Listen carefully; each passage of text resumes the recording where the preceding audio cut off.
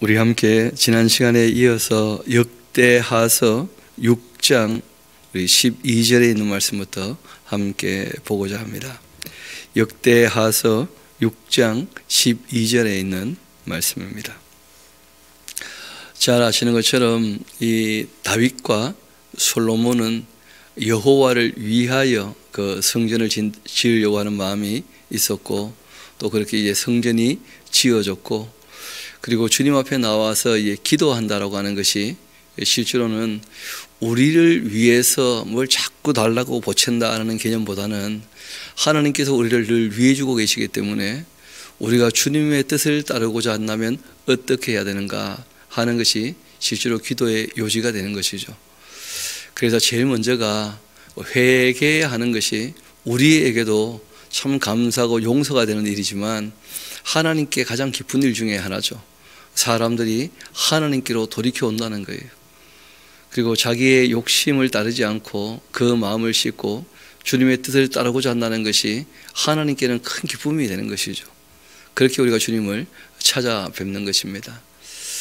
또 우리가 주님 앞에 나가게 되는 것은 이 땅에서 이런저런 일을 하게 될 때 주님의 뜻을 따라서 우리가 바르게 일을 하고 있는지, 특별히 이제 이스라엘 백성들은 전쟁을 하게 되는데 그 전쟁이 악을 도말하는 하나님의 전쟁인지 아니면 남의 것을 약탈하고 죽이고 빼앗는 그러한 욕심으로 말미암은 전쟁인지 그 전쟁 앞서서 하나님께 여쭤봐야 돼요.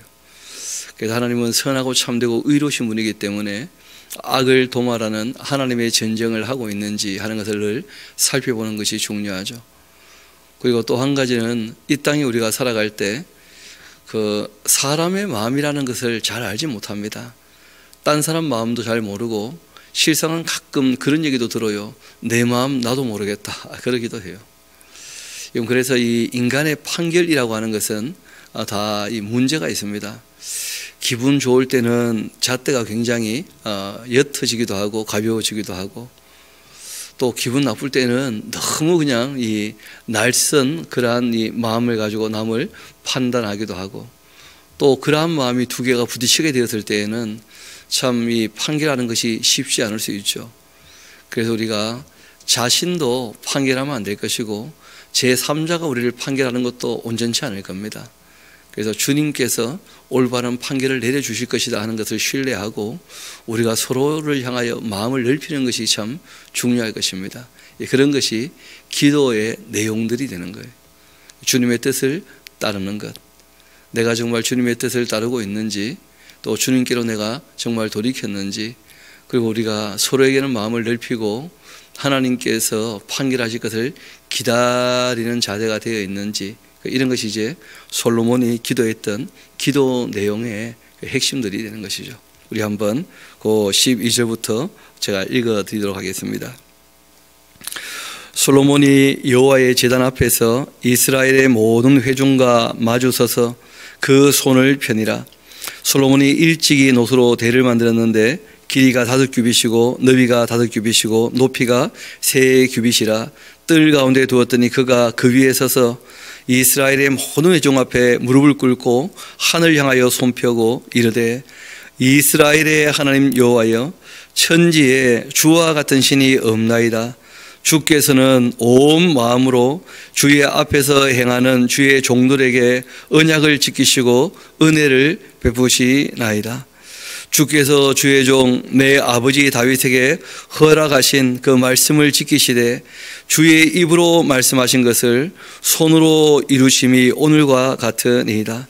이스라엘의 하나님 여호와여, 주께서 주의 종 내 아버지 다윗에게 말씀하시기를, 내 자손이 그들의 행위를 삼가서 너가 내 앞에서 행한 것 같이 내 율법대로 행하기만 하면 내게로부터 나서 이스라엘 왕위에 앉을 사람이 내 앞에서 끊어지지 아니하리라 하셨사오니, 이제 다윗을 위하여 그 허락하신 말씀을 지키시옵소서.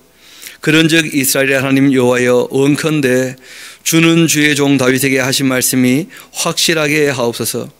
하나님이 참으로 사람과 함께 땅에 계시리이까? 보소서, 하늘과 하늘들의 하늘이라도 주를 용납하지 못하겠거든 하물며 내가 건축한 이 성전이오리까. 그러나 나의 하나님 여호와여, 주의 종의 기도와 간구를 돌아보시며 주의 종이 주 앞에서 부르짖는 것과 비는 기도를 들으시옵소서. 주께서 전에 말씀하시기를 내 이름을 거기에 두리라 하신 곳 이 성전을 향하여 주의 눈이 주야로 보시오며 종이 이곳을 향하여 비는 기도를 들으시옵소서. 주의 종과 주의 백성 이스라엘이 이곳을 향하여 기도할 때에 주는 그 간구함을 들으시되 주께서 계신 곳 하늘에서 들으시고 들으시사 사하여 주옵소서. 이 기도라고 하는 것, 우리가 하나님께 아랠 때도 종종 있는 것인데 그 제일 중요한 요소가 뭐냐면 누구에게 기도하느냐, 이게 굉장히 중요한 거예요. 향하여 하는 말이 그 기도에서는 굉장히 중요한 것입니다. 그래서 예수님도 기도를 가르쳐 주실 때 하늘에 계신 우리 아버지께 기도하는 것이다 하고 이제 그 기도의 대상이 누군지를 꼭 기억하도록 명시하셨던 것이죠. 그래서 어디를 향하는 것인가? 성전을 지었던 이유가 거기 있어요. 천지 만물을 창조하신 창조주 하나님, 그 죄와 사망의 소리를 건져주신 구세주 하나님, 늘 곁에서 우리를 도와주시는 보혜사 하나님, 또 사람이 행했던 모든 일을 마지막 최종 판결하시는 심판주 하나님, 성부와 성자와 성령 삼위일체로 계시는 그 하나님, 그 하나님을 향하여 하는 거죠. 성전에 그 하나님 계시기로 하셨으니까. 만일 어떤 사람이 그 이웃에게 범죄함으로 맹세시킴을 받고 그가 와서 이 성전에 있는 주의 제단 앞에서 맹세하거든 주는 하늘에서 들으시고 행하시되 주의 종들을 심판하사 악한 자의 죄를 정하여 그 행위대로 그 머리에 돌리시고 공의로운 자를 의롭다 하사 그 의로운 대로 갚으시옵소서. 하나님의 통치의 가장 기본이 정의와 공의와 성실이다 하는 말씀을 드렸는데 그 기도할 때 하나님 정치하시는 그 정치가 그 우리의 삶의 그 기준이 될 수 있도록, 그래서 하나님의 심판대 앞에서 억울한 일이 없을 것입니다. 그 일을 위하여 기도하는 것이죠.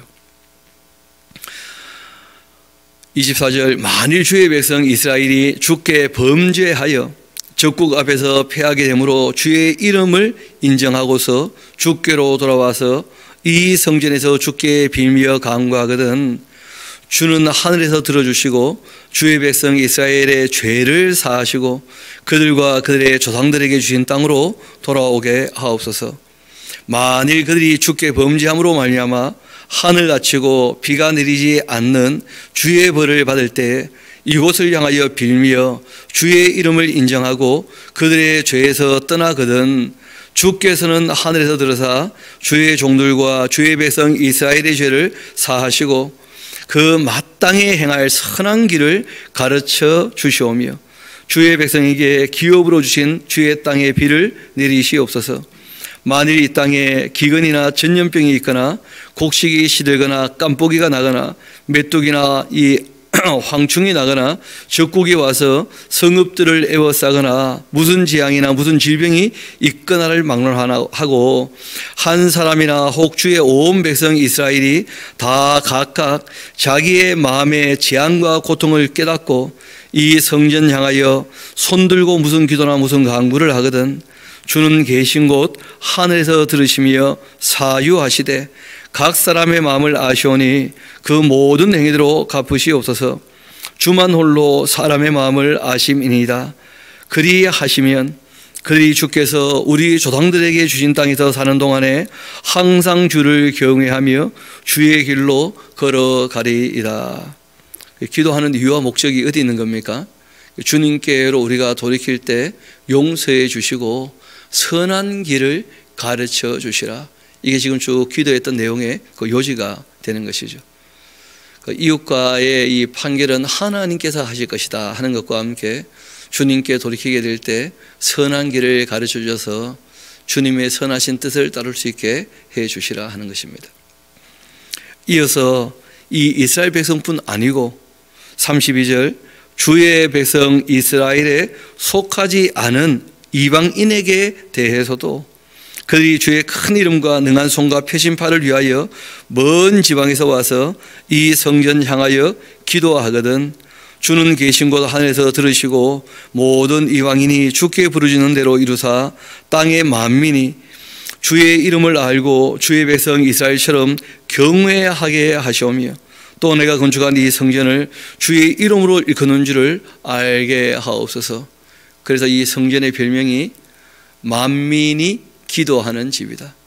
그래서 이스라엘 백성뿐 아니라 이방인들이라 할지라도 똑같이 주님 앞에 찾아오게 될 때 하나님의 판결을 기대하는 그 기대대로 정의와 공의로 판결해 주시고 또 주님께 돌아왔을 때 용서해 주시고 선한 길로 인도하셔서 정말 하나님 경외하도록 그렇게 말씀하시죠. 34절 이어봅시다.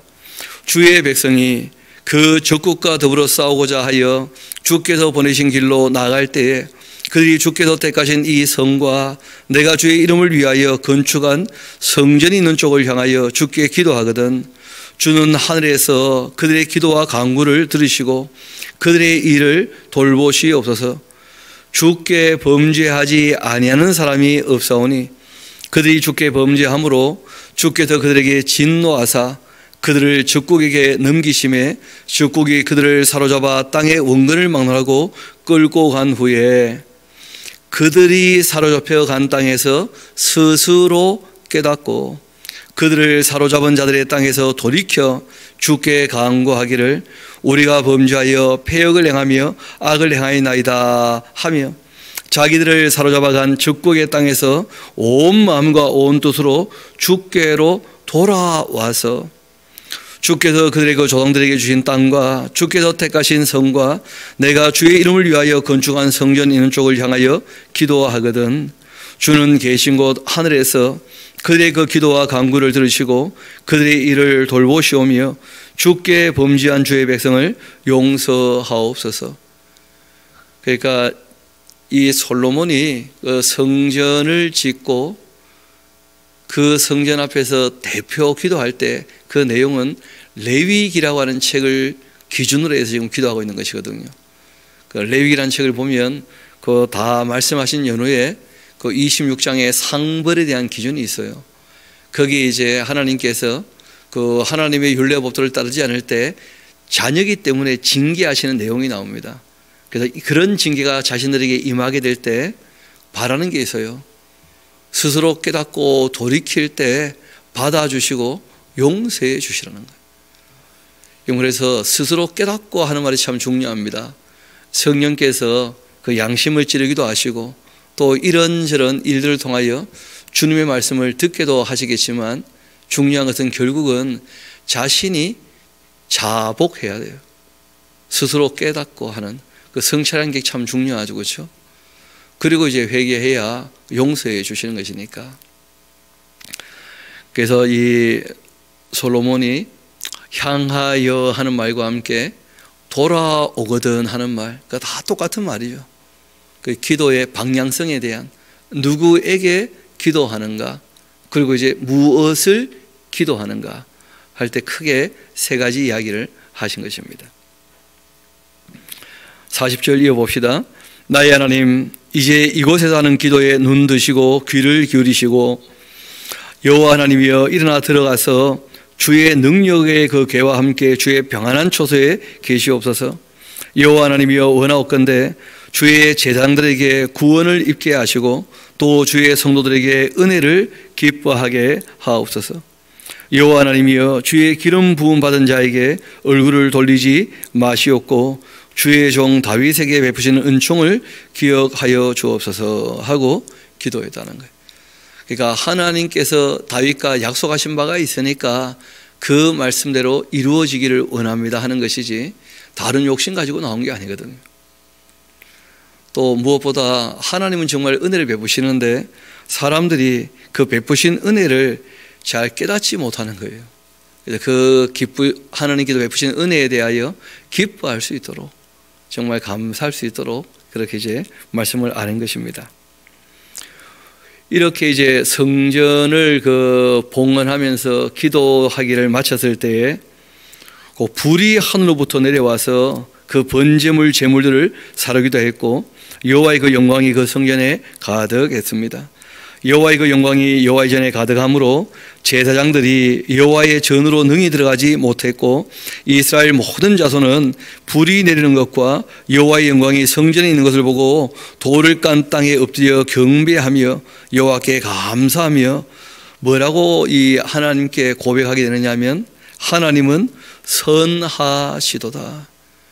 우리가 하나님의 그 본성이라 그러죠. 성품. 참되시고 선하시고 의로우시다, 아름다우시다. 꼭 기억하시면 좋겠습니다. 그 하나님은 선하시다. 또 그분의 그 인자하심이 인애와 자비가 영원하시다. 그렇게 하나님을 인정하며 높였다는 거예요. 이에 왕과 모든 백성이 여호와 앞에 제사를 드리니 솔로몬 왕이 드렸던 제물은 소가 22,000마리, 양이 12만 마리. 이와 같이 왕과 모든 백성이 여호와의 전에 낙성식을 행하니라. 그러니까 몇 번 바쳤다가 아니라 이 많은 것들을 한꺼번에 이제 제사하면서 잔치하게 된 거예요. 그래서 1,000마리도 번제했다는 말도 솔로몬이 가진 것에 있어서는 그리 큰 것이 아니었던 것입니다. 그리고 우리가 기도를 할 때에도 또 하나님께 예물을 바칠 때에도 욕심이나 사심이 있지 않도록 정말 순수해야 그 관계가 제대로 맺어지는 것이니까. 그때 제사장들은 직분대로 모셔서고 레위 사람도 여호와의 그 악기를 가지고 섰는데 이 악기는 전에 다윗 왕이 레위 사람들에게 여호와께 감사하게 하려고 만들어서 여호와의 그 인자하심이 영원함을 찬송하게 하던 것이라 제사장들은 무리 앞에다 나팔을 불고 온 이스라엘은 서 있더라. 솔로몬이 또 여호와의 전 앞들 가운데를 거룩하게 하고 거기서 번제물과 화목제에 기름을 드렸는데 이는 솔로몬이 지은 놋제단이 능히 그 번제물과 소제물과 기름을 용납할 수 없음이더라. 그때 솔로몬이 7일 동안 절기를 지켰는데 하맛 어기에서부터 애국강까지 온 이스라엘에 심히 큰 회중이 모여 그와 함께 하였더니 8째 날 무리가 한 성회를 열었고 제단의 그 낙성식을 7일 동안 또 행한 후 이 절기를 7일 동안 또 지켰습니다.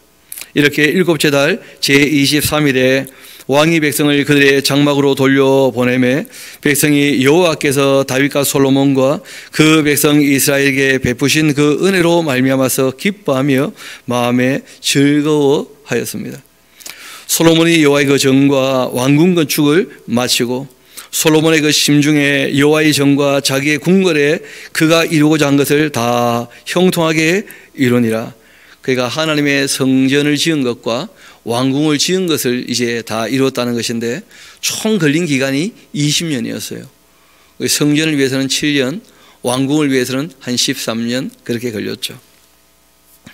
그때 밤에 여호와께서 솔로몬에게 나타나사 그에게 이르시되 내가 이미 너의 기도를 듣고 이곳을 택하여서 내게 제사하는 성전을 삼았으니까. 하나님이 이제 응답인 것이죠. 뭐라고 대답을 하셨냐면 혹 내가 하늘 닫고 비 내리지 아니하거나 혹 맥두기들에게 토산을 먹게 하거나 혹 이 전염병이 내 백성 가운데 유행하게 할 때 내 이름으로 일컫는 내 백성이 조건이 있었죠. 그들의 악한 길에서 떠나 스스로 낮추고 기도하여 나의 얼굴을 찾으면 그 기도는 방향이라는 거예요. 누구를 향하는가? 스스로 자기를 낮추어서 하나님께로 그 얼굴을 향하면 그러면 내가 하늘에서 듣고 그들의 죄를 사하여 주고 그들의 땅을 고쳐주겠다. 그러니까 욕심대로 얘기하면 다 들어주마 이렇게 하신 게 아니에요. 내 능력 가지고 뭐 너희들 원하는 거 다 해줄게. 나는 능력 많으니까 그렇게 말씀하신 게 아니에요. 내 이름으로 일컫는 내 백성이 그들의 악한 길에서 떠나 스스로 낮추고 기도하여 내 얼굴을 찾는다면 내가 하늘에서 듣고 그들의 죄를 사하고 그들의 땅을 고칠 것이다. 이제 이곳에서 하는 기도에 내가 눈들고 귀를 기울이겠다. 그러니까 기도의 가장 기본은 하나님을 향하여서 하나님께 나오면서 자기의 욕심을 씻고 자기의 마음을 깨끗게 하고 회개하는 것, 이게 가장 기본이 되는 것입니다. 그리고 그 앞에 섰을 때 아랠 수 있는 것이 몇 가지가 더 있기는 하죠. 그 중에 하나가 무엇이었냐면 억울한 일 있지 않도록 하나님께서 판결하시기를 원하고 이제 자신은 마음을 정리하고 마음을 넓히겠다 하는 것이고, 또 한 가지는 주님의 뜻을 살펴 그렇게 살아갈 것이니까 주님께서 선한 길로 인도해 주시라 하는 것이 이 기도의 내용들이죠. 내가 이미 이 성전을 택하고 거룩하게 하여 내 이름을 여기에 영원히 있게 하였습니다. 내 눈과 내 마음이 항상 여기에 있으리라. 너가 만일 나의 앞에서 행하기를 너의 아버지 다윗이 행한 것과 같이 하여 내가 너에게 명령한 모든 것을 행하여 내 율례와 규례를 지킨다면, 그렇게 조건을 거신 거예요. 정직과 성실과 그리고 공의로서 정말 착하고 충성되게 하나님의 율례와 법도 앞에서 겸손히 그 말씀을 따르게 된다면 내가 너의 나라 왕위를 견고하게 하되 전에 내가 내 아버지 다윗과 언약하기를 이스라엘을 다스릴 자가 내게서 끊어지지 아니하리라. 그렇게 한 대로 하리라. 그러나 너희가 만일 돌아서서 내가 너희 앞에 둔 내 율례와 명령을 버리고 와서 다른 신들을 섬겨 그들에게 경배하면 내가 너희에게 준 땅에서 그 뿌리를 뽑아내고 내 이름을 위하여 거룩하게 한 이 성전을 내 앞에서 버려 모든 민족 중에 속담거리와 이야기거리가 되게 하리니 이 성전이 비록 높을지라도 그리로 지나가는 자마다 놀라 이르되 여호와께서 무슨 까닭으로 이 땅과 이 성전에 이같이 행하셨는고. 그렇게 하면 대답하기를 그들이 자기 조상들을 애굽 땅에서 인도하여 내신 자기의 하나님 여호와를 버리고 다른 신들에게 붙잡혀서 그것들을 경배하여 섬김으로 여호와께서 이 모든 재앙을 그들에게 내리셨다. 그렇게 하리라 하신 겁니다. 그 문제는 이 성전을 잘 아시는 대로 586년도에 완전히 그냥 무너뜨려 버리고 돌 위에 돌 하나 남지 않게 하신 적이 있었습니다. 그렇게 이제 남왕국이 멸망했고 바빌론의 포로로 잡혀갔죠. 알고 보니까 성전이 있어야 회개하는 것이 아니고 바벨론 잡혀가서 거기에서 회개를 했다는 거예요. 그래서 하나님은 무소부지하셔요. 장소가 중요한 게 아니에요. 알고 보니까 원래 성전이 있었던 것은 하나님을 향하는 방향성 때문에 허락을 하셨던 것이었지, 이것이 또 유정과 전통으로 이상한 것으로 굳어져 버리고 종교적으로 문화적으로 이상하게 변질이 되어 버리니까 오히려 성전이 하나님께 향하는 데 방해가 되는 거예요. 그런 두 번째 성전이 세워지고 예수님 때도 마찬가지였죠. 왜 만민이 기도하는 집을 도적의 그 소굴로, 강도의 그 소굴로 만들었느냐. 그러면서 예수님께서 채찍으로 그 앞에서 비둘기 파는 사람들의 상을 엎으시면서 아주 역증을 내신 적이 있어요.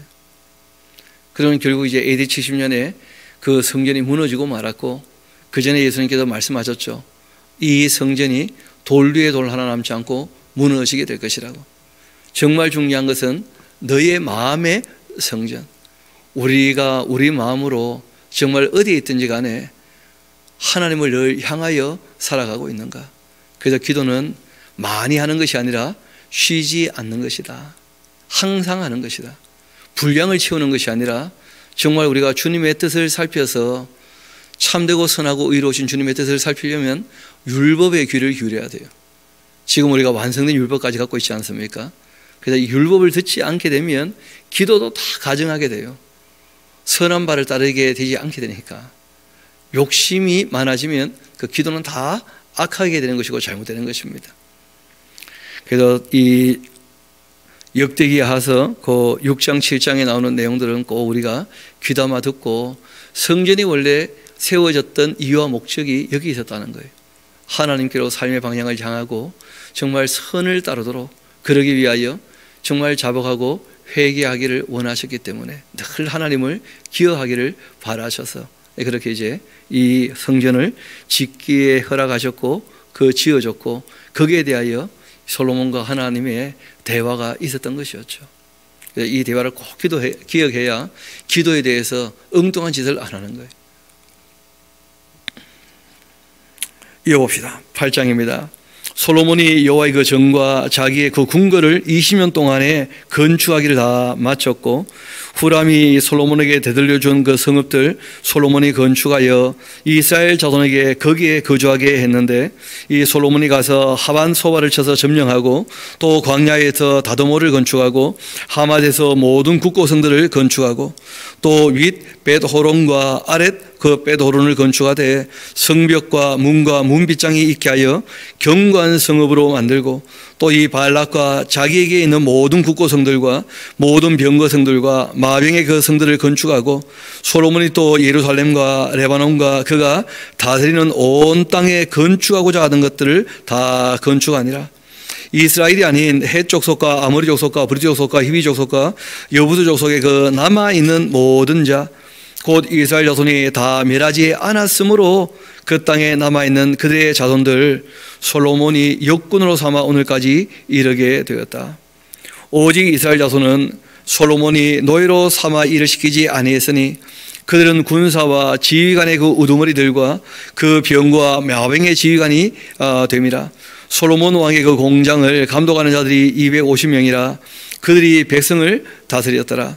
솔로몬이 바로의 딸을 데리고 다윗성에서부터 그를 위하여 건축한 왕궁에 이르러 이르되, 내 아내가 이스라엘 왕 다윗의 왕궁에 살지 못하리니 이는 여호와의 계가 이룬 곳은 다 거룩함이라. 그렇게 하면서 이방 여인들은 그 예루살렘 성전과 그 옆에 있던 왕궁에 살지 못하도록 그렇게 이제 한 것이죠.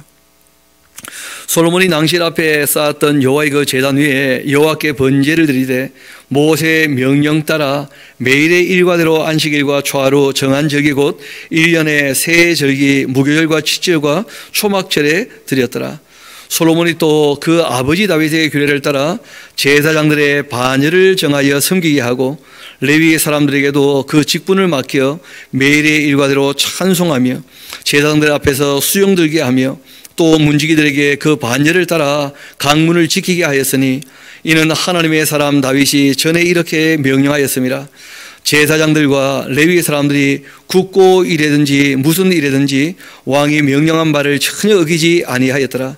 솔로몬이 여호와의 그 전에 기초를 쌓던 날부터 준공하기까지 모든 것을 완비하였으므로 여호와의 전 공사가 결점 없이 끝나니라. 그때 솔로몬이 에돔 땅의 바닷가 이 에시온 게벨과 엘론에 이르렀더니 후람이 그 신복들에게 부탁하여 배와 바닷길을 아는 종들을 보내매 그들이 솔로몬의 그 종들과 함께 오빌에 이르러 거기서 금 450달란트를 얻어 솔로몬 왕에게로 가져왔더라.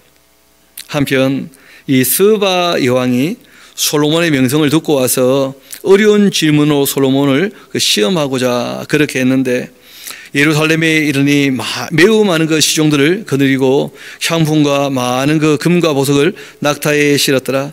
그가 솔로몬에게 나와서 자기 마음에 있는 것을 다 말했다는 거예요. 참 진리에 그 목말라 했던 겁니다. 궁금한 게 많았어요. 그래서 이 스바 여왕이 그 솔로몬에게 자기 마음에 있는 걸 다 물어봤다는데, 놀라운 것은 솔로몬이 그 질문에 전부 대답을 했다는 거 아니에요. 그래서 예수님께서 이 스바의 여왕에 대한 이야기를 이후에 그렇게 말씀하시죠. 솔로몬의 지혜를 들으려고 남방에서부터 이 여인이 이렇게 찾아왔는데, 하나님의 아들이 직접 이 땅에 사람 되어 왔음에도 하나님 아들에게 진리를 배우려고 오는 사람이 너무 없더라는 거예요. 예수님께서. 그걸 참 안타까워하시면서 이후에 심판대가 될 때 남방 여왕이 너희를 오히려 재판하게 되지 않겠냐, 그렇게 이제 말씀하신 일이 있었죠. 참 이 여성은 그런 면에서 정말 그 진리에 또 지혜에 갈급해하는 그런 여인이었어요. 자기 마음에 있는 것 다 말하며 솔로몬이 그가 묻는 말에 다 대답을 했다는 거예요. 참 솔로몬만큼은 아니지만 저는 그냥 목사로서 누가 성경에 대하여 질문하면 적어도 성경에 대해서만큼은 다 말해야 되지 않겠는가, 그런 생각들을 갖고 좀 정리도 하고 공부도 하고 그렇게 하는 입장인데, 바라기는 그 성경에 대한 진리가 궁금하면 얼마든지 물어보셔도 됩니다. 뭐 카톡도 있고, 그리고 문자도 있고, 그리고 또 메일도 있고, 뭐 얼마든지 또 찾아와서 물어도 되고 전화도 있고 하니까 우리가 정말 진리에 대해서, 이 성경에 대해서는 모르는 것이 없도록 하는 것, 그게 신앙의 아주 기본이 되겠죠. 이론이 정리가 좀 되어야 실천하기가 쉬울 테니까요. 이 솔로몬이 몰라서 대답하지 못한 것이 없었더라. 스바 여왕이 이 솔로몬의 그 지혜와 그가 건축한 궁과 그 상의 음식물과 그 신하들의 그 좌석과 그 신하들이 도열한 것과 그의 그 공복과 술 관원들과 또 그의 그 공복과 여호와의 전에 올라가는 층계를 보고 정신이 황홀했고, 왕께 말하되 내가 내 나라에서 당신의 행위와 당신의 지혜에 대하여 들은 소문이 진실하도다. 내가 그 말들을 믿지 아니했더니 이제 와서 본즉 당신의 지혜가 크다 한 말이 그 절반도 못 되니 당신은 내가 들은 소문보다 더한 사람이다. 보통은 소문이 더 클 텐데 직접 만나보니까 소문보다 더하더라는 거예요. 복되도다 당신의 사람들이여, 복되도다 당신의 이 신하들이여, 항상 당신 앞에 서서 당신의 지혜를 들음이로다. 이 여인은 솔로몬과 함께 있는 사람들이 복되다 그렇게 얘기했는데, 이후에 예수님 말씀을 들어보니까 진리를 찾아봤던 그 여자가 복된 여자였어요. 세상은 솔로몬과 함께 있었던 사람들은 솔로몬이 갖고 있는 그 진리에 대한 지식에 대해서 관심이 별로 없었고, 오히려 솔로몬 자신도 하나님께서 주셨던 그 진리에 관심이 없이 오히려 반복하지 않고 틀 마음에 새기지 않아서 이후에는 우상을 숭배하며 타락하는 그런 모습을 보게 되는 거예요. 그 주신 진리도 반복하지 않으면 자기께 안 된다는 거예요. 우리가 전체를 보고 순서에 따라일 때 늘 반복해야 자기 것이 되는 거예요. 제가 이 여인의 말을 들으면서 정말 누가 복된 사람인가? 관심이 있어야 그게 사랑의 가장 기본이거든요. 관심을 갖는 것. 하나님의 그 말씀, 진리에 관심이 있는 사람이, 찾는 사람이 찾게 되는 거예요. 가지고 있는 사람도 자기가 뭘 가지고 있는지도 모르고 사는 사람이 얼마든지 있을 수 있다는 거예요. 너무나 귀한 걸 갖고 있는데. 그래서 우리가 이 여인의 이런 삶의 자세, 정말 구하고 찾는 그런 자세를 꼭 기억하고 우리도 늘 진리에 관심이 있게 되기를 소망합니다. 이어봅시다.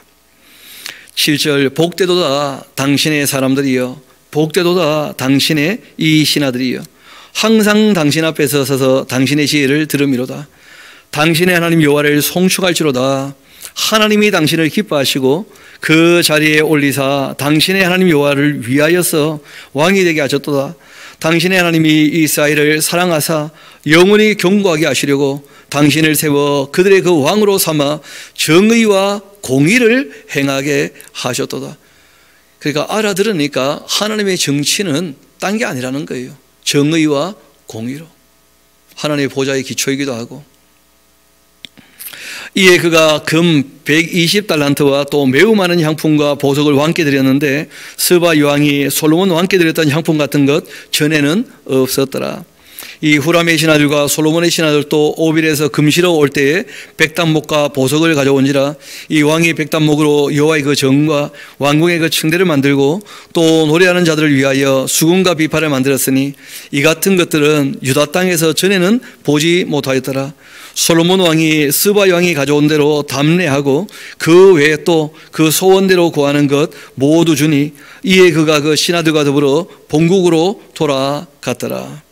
솔로몬의 세입금의 무게가 금 666달란트고 그 외에 또 무역상과 객상들이 가져온 것이 있고 또 아라비아 그 왕들과 그 나라 방백들도 금과 은을 솔로몬에게로 가져온지라. 솔로몬 왕이 쳐서 느린 금으로 큰 방패 200개를 만들었는데 방패 하나에 든 금이 600세겔이며 또 쳐서 느린 금으로 작은 방패 300개를 만들었으니 방패 하나에 든 금이 300세겔이라. 왕이 이것들을 레바논 나무궁에 두었더라. 왕이 또 상하로 큰 모자를 만들고 순금으로 입혔는데 그 보좌에는 6층계와 금 발판이 있어서 보좌와 이어졌고 앉은 자리 양쪽에는 팔걸이가 있고 팔걸이 곁에는 사자가 하나씩 섰으며 또 12사자가 있어 그 6층계 양쪽에 섰으니 어떤 나라에도 이같이 맞는 것이 없었더라. 솔로몬 왕이 마시는 그릇은 다 금이요 레바논 나무궁의 그 그릇들도 다 순금이라. 솔로몬의 그 시대에 은을 귀하게 여기지 아니함은 왕의 그 배들은 후람의 종들과 함께 다짓으로 다니며 그 배들이 3년에 1차씩 다짓의 그 금과 은과 상아와 원숭이와 공작을 실어 오미더라. 솔로몬 왕의 그 재산과 지혜가 천하의 모든 왕들보다 큰지라. 천하의 열왕이 하나님께서 솔로몬의 그 마음에 주신 지혜를 들으며 그 얼굴을 보기 원하여 각기 예물을 가지고 왔는데 곧 은그릇과 금그릇과 의복과 갑옷과 향품과 말과 노새라. 해마다 정한 수가 있었더라. 솔로몬의 병거매는 그 말의 외양간은 4천이요 마병은 12,000명이라. 병거성에도 두고 예루살렘 왕에게도 두었으며 솔로몬이 유브라데 강에서부터 블레셋 땅과 또 애굽 지경까지의 모든 왕을 다스렸으며 왕이 예루살렘에서 은을 돌같이 흔하게 하고 백향목을 평지의 뽕나무같이 많게 하였더라. 솔로몬을 위하여 애굽의 각국에서 말들을 가져왔더라. 이 외에 그 솔로몬의 시종 행적은 선지자 나단의 글과 실로 사람 아이야의 그 예언과 선견자 그 잇도의 묵시책 곧 잇도가 느밧의 아들 여로보암에 대하여 쓴 책에 기록되지 아니하였냐. 솔로몬이 예루살렘에서 온 이스라엘을 다스린 지 40년이라. 솔로몬이 그 조상들과 함께 잠에 그 아버지 다윗의 성에 장사되고 그 아들 르호보암이 대신하여 왕이 되니라. 솔로몬 뒤에 타락했던 얘기 전혀 기록하고 있지 않죠, 그렇죠? 솔로몬의 다른 얘기들은 다른 역사를 참고하면 될 것 같고 꼭 하고 싶은 얘기가 있었다는 거예요. 그것이 무엇이었냐면 솔로몬이 성전과 왕궁을 짓고 하나님께 기도했을 때 하나님께서 그 기도에 어떻게 응답했는지, 그리고 스바의 왕이 찾아왔던 이유와 목적이 어디 있었는지, 그 여인이 왜 하나님께 은혜를 잊게 되었고 솔로몬 시대 때 왜 그렇게 잘 되었는지, 말 그대로 정의와 공의와 성실로 나라를 통치하며 정말 지혜로 나라를 통치하게 되었을 때 하나님께서 그 나라에 복을 주셨다 하는 것이었고, 뒤에 이제 나오는 왕들 얘기는 우리가 늘 이 역대기를 읽을 때마다 꼭 기억합시다. 제일 먼저는 아담부터 시작해서 우리가 어떻게 이 자리에 서게 되었는가 하면서 역대기 하에서 출바벨론 역사까지를 기록하고 있다는 거예요. 우리가 그런 역사 가운데 이 자리에 서 있으니까 역사적 책임이 있는 것이다.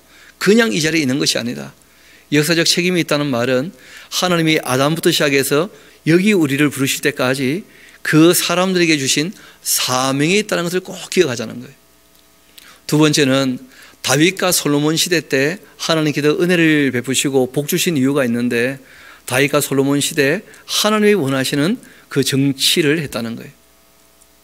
그리고 이제 뒤에 나오는 얘기가 뭐냐면 그렇게 다윗 솔로몬처럼 겸손하게 정말 정의와 공의로 통치하면 주의 뜻을 따라서 항상 복을 주신다.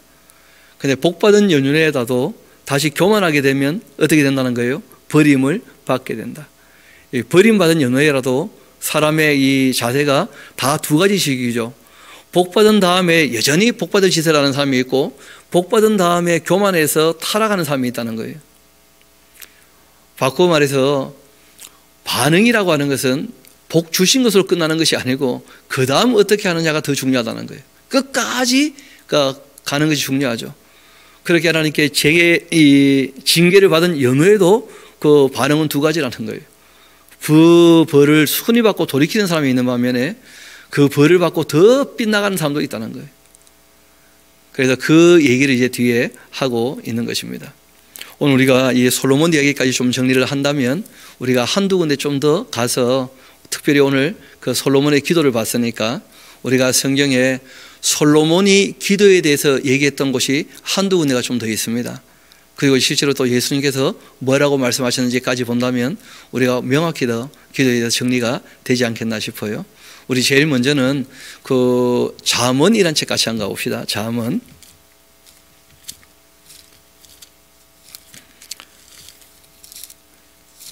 잘 아시는 분도 있겠습니다만은 또 그렇지 않은 분도 계실 수 있으니까 잠언 28장 그 9절 같이 한가 봐요. 기도의 사람 그 다윗 성전을 짓고 정말 만민이 기도하는 집에서 기도의 가장 이 기본적인 모델을 세웠던 그 솔로몬이 기도에 대한 그 가르침이 있는 것인데 28장 9절 우리 같이 한번 읽어봅시다. 시작. 사람이 귀를 돌려 율법을 듣지 아니하면 그 기도도 가증하니라. 잘 아시는 것처럼 솔로몬이 이렇게 얘기해 놓고도 본인은 율법을 안 들었다는 거예요. 그래가지고 이제 그 말년에 타락을 하게 되었고, 그리고 다시 돌이켰다고 보는 거죠. 그 돌이켰을 때 이제 적었던 책이 바로 전도서라는 책이었어요. 전도서. 그래서 전도서 우리 5장을 같이 한번 가봅시다. 거기에도 기도에 대한 아주 중요한 교훈이 나오는데 전도서 우리 5장 같이 가봅시다.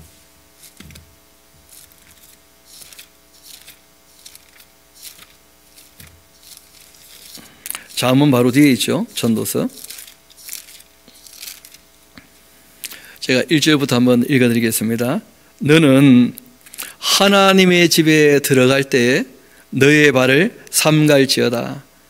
가까이 하여 말씀을 듣는 것, 그것이 우매한 자들이 제물 드리는 것보다 나은 것이다. 하나님께 뭘 많이 바치는 것보다 하나님 더 기뻐하시는 것이 그 말부터 잘 듣는 거예요. 그 말씀을 잘 들으면 맡기신 물질도 하나님 뜻대로 잘 사용하겠죠. 바르게 벌고 바르게 쓰겠죠. 우매한 자들이 제물 드리는 것보다 나으니 그들은 악을 행하면서도 깨닫지 못함이니라. 너는 하나님 앞에서 함부로 입을 열지 말라. 그래서 늘 깨어 기도하라는 그런 부탁이 있는 거예요. 함부로 입 열면 안 돼요. 늘 정신 차리고 조심스럽게 말을 내야지. 급한 마음을 가지고 말을 내지 말아라. 하나님께 말을 내는 것이니까 급하게 무슨 말하면 안 된다는 거예요. 생각을 좀 해보고 이게 할 수 있는 말인가 그렇지 않은 말인가 그거 좀 생각을 해봐야 돼요. 그리고 이어 말씀하십니다. 하나님은 하늘에 계시고 너는 땅에 있음이니라. 그 다음 줄쳐놓으면 좋겠죠. 그런즉 마땅히 말을 적게 하라는 거예요. 기도라고 하는 것은 우리가 말을 많이 하는 게 아니에요. 기도는 우리가 하나님 말씀을 많이 듣고 생각을 해보고 거기에 대해서 정말 그 말씀 옳으니까 그렇게 하겠습니다 하고 우리 쪽에서는 말을 적게 하는 거예요. 그래서 뭐 기도의 분량을 채워라, 뭐 기도 시간을 길게 해라, 그 잘못된 가르침입니다. 성경은 한 번도 그렇게 얘기한 적이 없어요. 우리 예수님 말씀도 한번 들어봅시다. 우리 마태복음 6장 같이 한가 봐요. 마태복음 6장.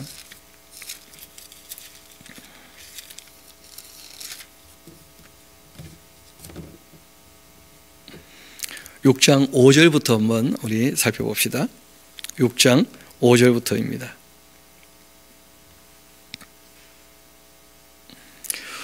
또 너희는 기도할 때에 외식하는 자와 같이 하지 말아라. 외식이란 말이 뭐냐면 남들에게 보이려고 하는 것은 다 외식이라는 거예요. 우리가 자유하다는 말은 무슨 말이냐면 남들에게 보이려고 하는 게 아니라는 거예요.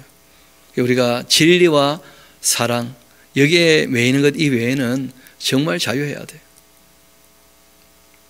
특별히 이제 그 종교인들이 어떤 외식이 많으냐, 회당에서 기도한다는 거예요.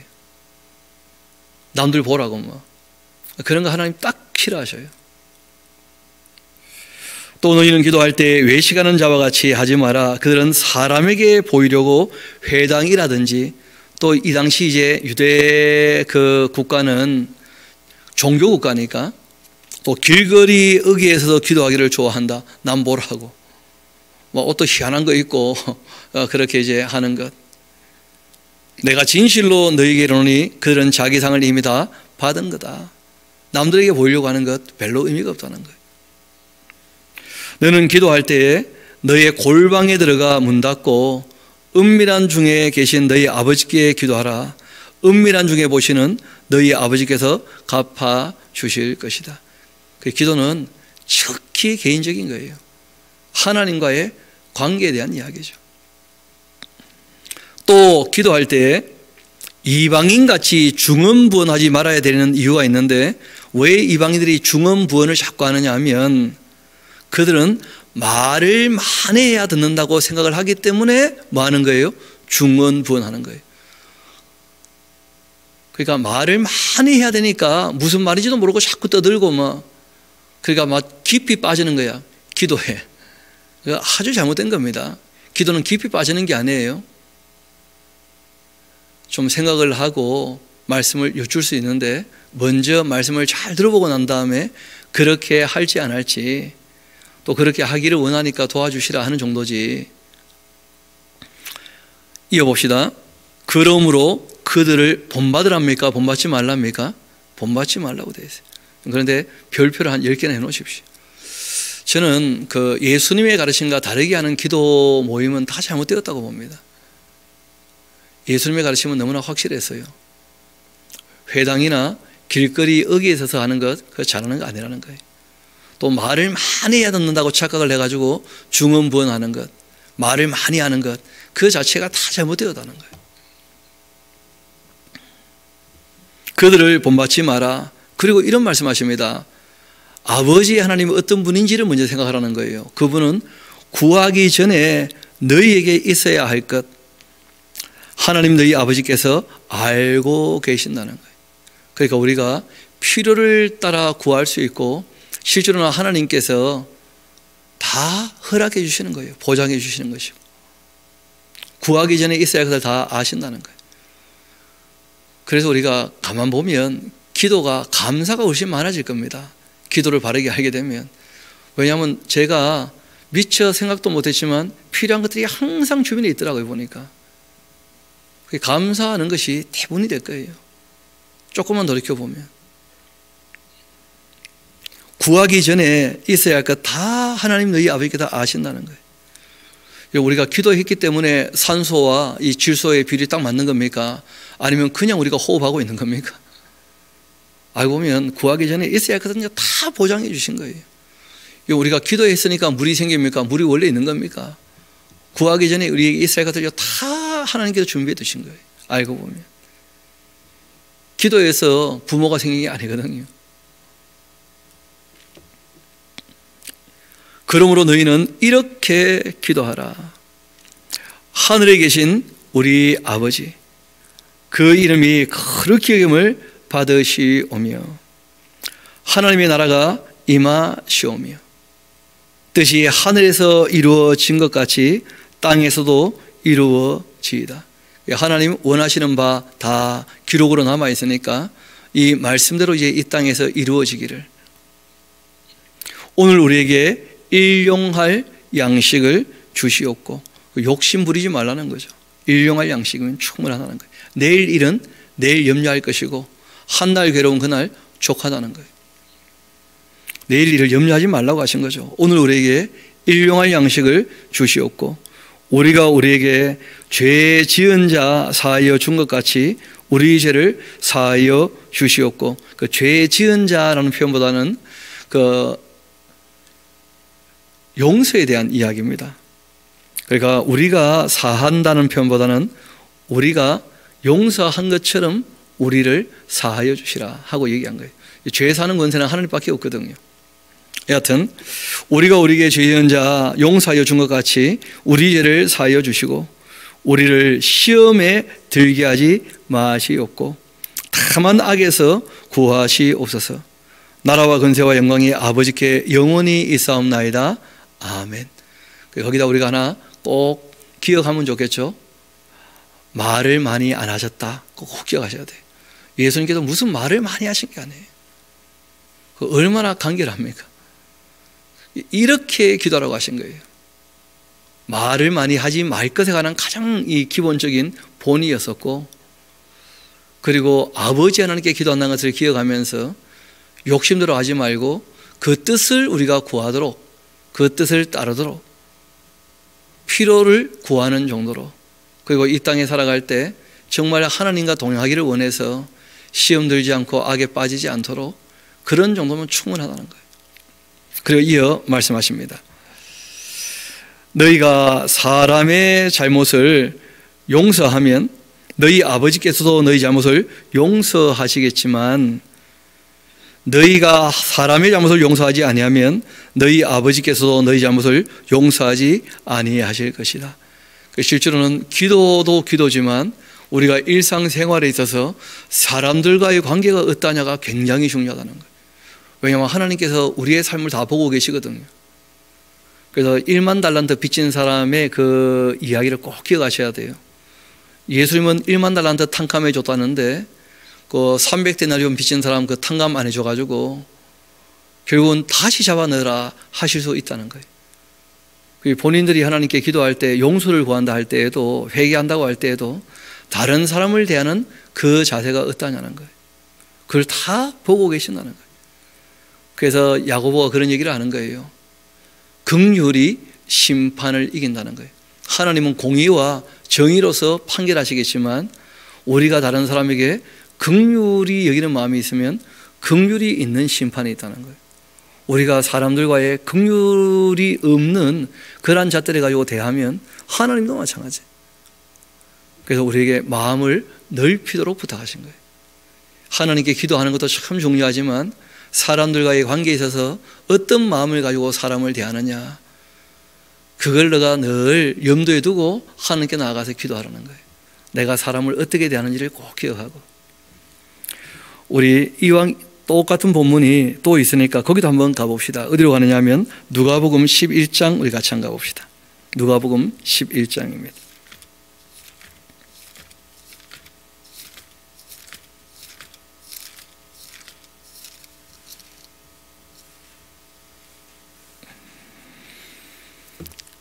(1절부터) 한번 보겠습니다.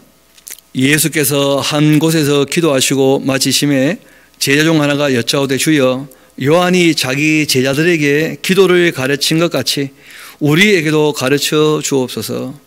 예수께서 이르시되 너희는 기도할 때에 이렇게 하라. 아버지, 이름이 거룩히 여김을 받으시며 나라가 임하시오며 우리에게 날마다 일용할 양식을 주시옵고 우리가 우리에게 죄지은 모든 사람 용서하오니 우리 죄도 사하여 주시옵고 우리를 시험에 들게 하지 마시옵소서. 그렇게 하라. 그리고 말씀하신 것이 너희 중 누가 벗이 있는데 밤중에 그에게 가서 말하기를 벗이여 떡 세 덩이를 나에게 구워달라. 내 벗이 여행 중에 내게 왔는데 그러나 내가 먹일 것이 없더라. 그렇게 하면 그가 안에서 대답하여 이르되 나를 괴롭게 하지 마라. 문이 이미 닫혔고 아이들이 나와 함께 침실에 누웠는데 일어나 너에게 줄 수가 없노라. 그렇게 하겠냐? 왜냐하면 구한 게 뭘 구한 거죠? 지금 친구가 찾아왔는데 우리 집에 빵이 하나도 없다는 거예요.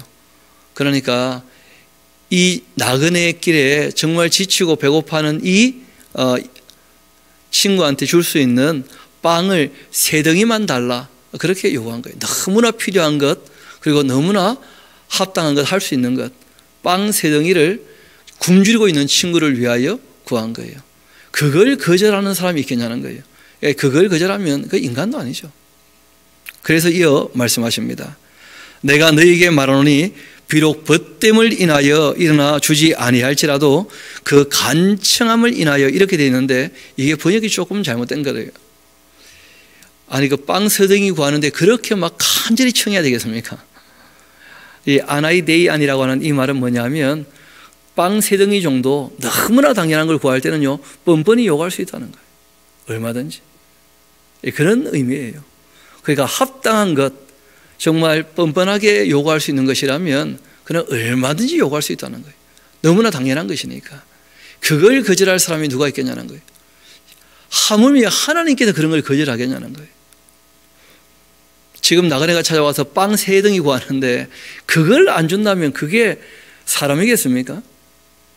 그럴 수 없다는 거예요. 그런데 앞뒤 내용 다 잘라버리고 간청하자 막 그러면 달라는 대로 다 준다, 그렇게 얘기하는 것은 너무 잘못된 가르침이고 사람들을 오해케 하는 그 미혹이 될 수 있어요. 그래서 이때 이 간청이란 말의 그 원어는 실제로는 뻔뻔하게 너무나 합당한 요구, 그런 의미예요. 그 간청함을 인하여 일어나 그 요구대로 줄 거다. 그 요구한 것이 빵 세 덩이였다는 걸 꼭 기억하셔야 돼요. 무리한 요구가 전혀 아니에요. 필요한 것, 일용할 양식에 대한 요구예요. 나그네가 굶주리고 있기 때문에. 그리고 또 이어 하신 말씀이 있습니다. 내가 또 너희에게 이르노니, 그 다음 나오는 것은 또 다른 기도에 대한 내용이에요. 그게 무엇이냐면, 구하라 그러면 너희에게 주실 거고, 찾으라 그러면 찾게 될 것이고, 문을 두드리라 그러면 너희에게 열리게 될 건데, 구하는 이마다 받게 될 것이고, 찾는 이는 찾아낼 것이고, 두드리는 이에게는 열릴 것인데, 그 뒤에 보면 내용이 나와요. 너희 중 아버지 된 자에게 누가 아들이 생선 달라는데 생선 대신 뱀 주고 알 달라 하는데 정갈 주겠냐? 너희가 악할지라도 좋은 것 자식에게 줄 줄 알거든. 하물며 너희 하늘 아버지께서 구하는 자에게 성령을 주시지 않겠느냐? 그래서 우리가 기도라고 하는 것은 하나님을 찾는 거예요. 하나님의 뜻을 구하는 것이고, 또 그 말씀을 들은 대로 우리가 살아갈 수 있게 도움을 바라는 것이고, 그래서 방향성이라는 걸 꼭 기억하셔야 됩니다. 그래서 회개하고 그리고 죄사함 받은 사람들에게 뭘 주시는 거예요? 성령님을 선물로 주시는 거예요. 그래서 우리가 이 모든 말씀들이 전체 다 연관성을 갖고 있다 하고, 우리가 이 전체적인 안목에서 이 말씀을 봐야 오해 없이 볼 수가 있는 것이죠. 그래서 오늘 특별히 솔로몬이 성전을 다 짓고 봉헌하고 하나님께 기도하고, 그 기도에 대해 하나님께서 응답하신 내용을 우리가 쭉 살피기도 했는데, 기도에 대한 성경의 가르침들을 우리가 꼭 기억하시고 정말 쉬지 않고 우리의 삶이 늘 하나님을 향하며 우리가 하나님과 함께 함으로써 우리 마음에서부터 하나님의 나라를 일구어가는 저와 여러분 되기를 소망합니다. 기도하시겠습니다.